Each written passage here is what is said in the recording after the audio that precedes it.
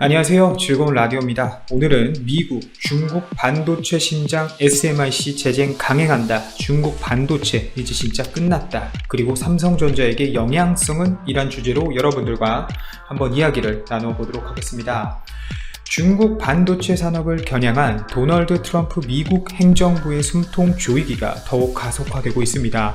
중국 최대 통신장비 업체 화웨이 규제에 이어서 이번에는 결국 중국 최대 반도체 제조회사인 중심거지 즉 SMIC에 대해서도 수출 제한 조치에 나선 것인데요. 블랙리스트에 올릴 수도 있다. 이런 얘기가 있었고 거래 제한 대상이다 라는 소문이 돌고 있었지만 이렇게 공식적인 발표가 난 것은 오늘 처음입니다. 4% 가까이 급락한 주가는 이런 정보를 먼저 한 사람들이 손을 빼기 시작하면서 보여준 낙폭으로 판단이 되는데요. 차주 주가가 더 급락할 가능성도 분명히 있어 보입니다. 투자를 하신 분은 분명 조심하셔야겠습니다. 이로써 화웨이를 넘은 미중 간 기술 경쟁이 정점으로 치닫는 양상을 보여주고 있네요. 우선 공식적인 발표입니다. 미국 상무부는 전날 미국 컴퓨터 칩 제조 회사들에게 서한을 보내 앞으로 SMIC와 자회사들에게 특정 기술을 수출하려면 그 전에 면허를 취득해야 한다라고 통지했습니다. 허가 방식은 아무래도 화웨이와 동일하겠죠. 서한을 받은 이들 기업은 SMIC의 주요 부품 공급 업체들이고 칩 제조에 사용되는 부품 및 장비에 대해 앞으로 SMIC의 접근을 사실상 차단하겠다는 위협인 셈이죠. 이런 제재 자체가 어떻게 보면 표면적으로는 SMIC로 수출하는 반도체 기술과 장비가 중국군 활동에 이용될 위험이 있다는 이유를 내세우고 있는데 상무부는 SMIC로의 수출은 중국 인민해방군의 군사 목적 활용으로 전용될 수 있다는 결코 받아들일 수 없는 위험을 제기한다 라고 서한에 적시했다고 합니다. 이에 SMIC 대변인은 우리는 오직 민간 상업적 최종 소비자들을 위해서만 반도체를 생산하고 서비스를 제공한다 라고 반박했고요. 실제 미국 정부는 안보 위험을 이유로 화웨이를 비롯한 중국 기업 수십 곳을 수출 제한 명단에 올려 첨단 기술 유출을 엄격히 제한하고 있습니다. 이들에게 미국 기술이 들어간 장비나 부품 등을 팔려면 사전에 건건히 신청서를 제출해 허가를 받아야 하고 트럼프 행정부는 최근 여러 주 동안 이 SMIC에 대한 수출 제한 여부를 고심한 것으로 전해지고 있죠. 자, 미국의 이번 제재로 중국 정부가 추진 중인 첨단 반도체 육성 전략은 막대한 차질을 빚게 될 예정입니다. SMIC는 화웨이와 더불어 중국 반도체 자급화 계획의 양대 축을 이루는 기업입니다. 세계 점유율 5위의 파운드리 업체인데 이 미 제재 탓에 화웨이의 반도체 생산을 맡았던 대만 TSMC와 관계가 끊기자 중국 정부는 SMIC를 대안으로 삼아 집중 육성하려는 계획을 세웠지만 이런 상황에서 SMIC의 공정 장비와 부품 수급마저 막히면 화웨이는 이제 추가 타격을 입을 수밖에 없습니다. 결국 SMIC도 죽이면서 화웨이까지 더 지옥으로 보내려는 미국의 한 가지 수겠죠. 미국은 도대체 왜 이렇게까지 중국을 막말로 조지려는 걸까요? 여러분, 그 이유는 바로 미국이 중국 반도체의 숨통을 조이는 데에는 표면적인 안보 위협을 이제 넘어 미국 자국 산업 경쟁력의 저하를 우려하고 있기 때문입니다. 들리는 소문에 의하면 미국은 미국 반도체 생태계를 더욱 강화하기 위해 막대한 보조금을 투입할 예정이라는 소문도 들리고 있습니다.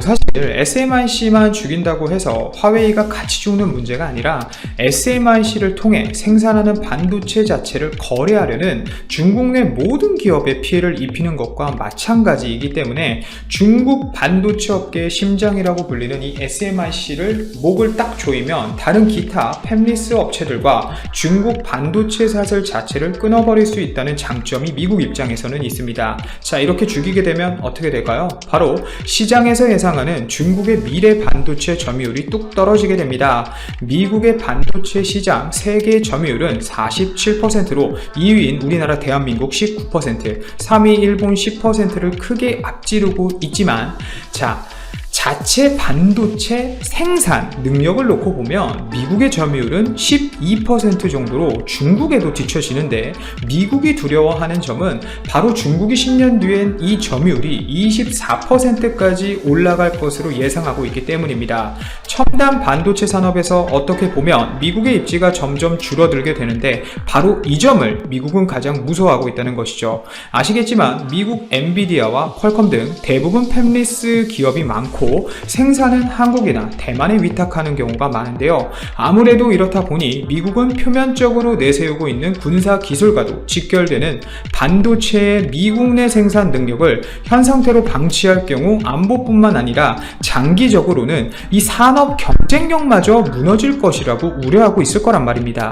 퀄컴이 이미 미국과 얘기가 되었기 때문에 최근 제가 소개해드렸지만 미국 퀄컴마저 SMIC로부터 더 이상 주문하지 않을 확률이 높아졌고, 대만이나 우리나라 삼성전자 파운드리의 수주를 맡길 가능성이 높아졌다고 말씀드렸습니다. 결국 흘러가는 방향이 다 똑같다는 것이죠. 미국 입장에서는 미국 우선주의를 내세우면서 미국 반도체 업계들의 경쟁력을 더 끌어올리고, 현재 중국 같은 첨단 산업에서 치고 올라오려는 나라들을 아예 싹 잘라버릴 생각이에요. 그리고 하나 또 겁나는 부분도 있습니다. 바로 미국 내 반도체 업계들에게 천문학적인 금액의 보조금을 지급할 예정이라는 것인데요. 우선 니케이에 따르면 트럼프 행정부와 미국 의회가 자국 내 반도체 생산을 촉진하기 위해 약 30조 원에 달하는 보조금을 투입할 계획을 세우고 있다고 합니다.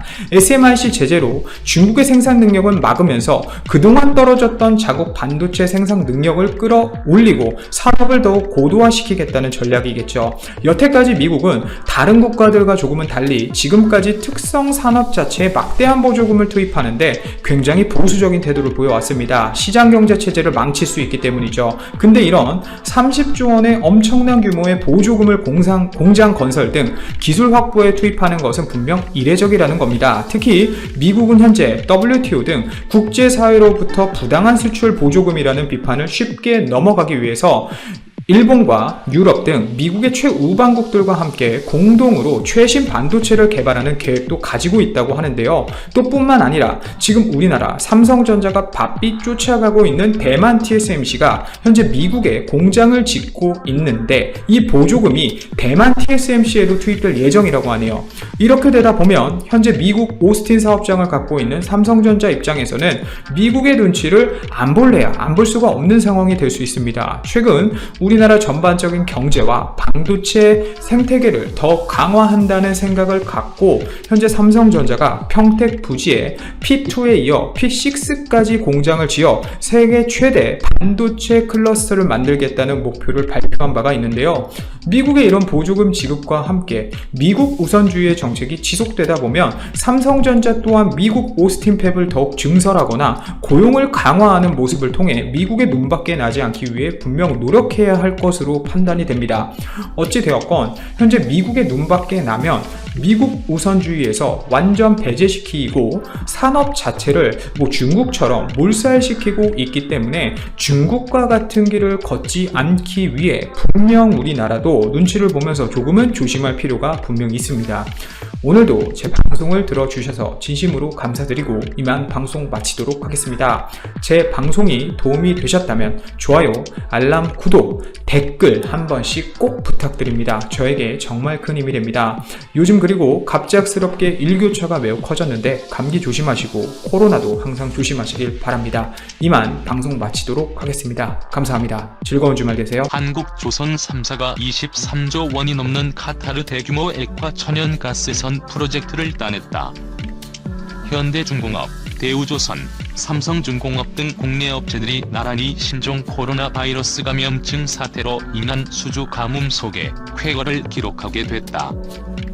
카타르 국영 석유사인 카타르 페트롤리엄은 1일 한국의 현대중공업, 삼성중공업, 대우조선과 LNG선 관련 협약을 맺었다고 밝혔다. QP가 2027년까지 이들 조선 3사로부터 LNG선 건조 공간 상당 부분을 확보하는 내용이다. 규모는 700억 리알 수준으로 알려졌다.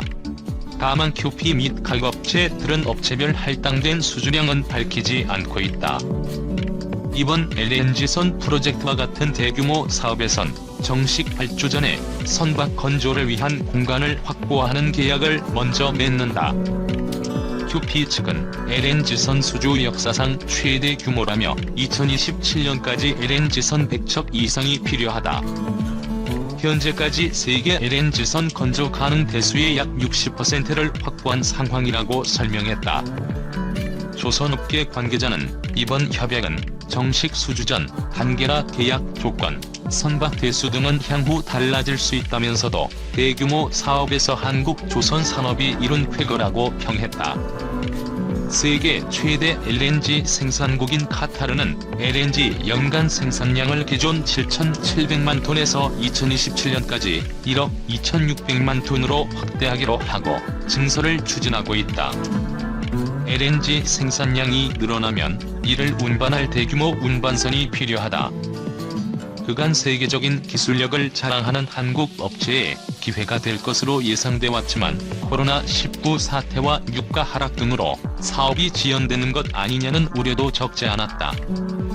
하지만 올해 4월 QP가 중국 선박공업과 먼저 협약을 맺어 LNG선 수주전의 시작을 알렸다.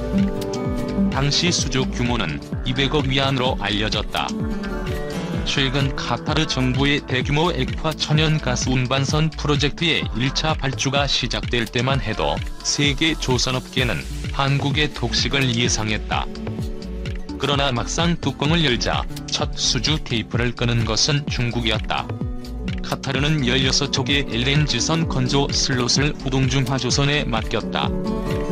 3조 4천억 원 규모의 러시아 쇠빙 LNG선 10척 수주전에서도 절반인 5척은 중국 후동중화조선소가 가져갈 가능성이 큰 것으로 알려졌다.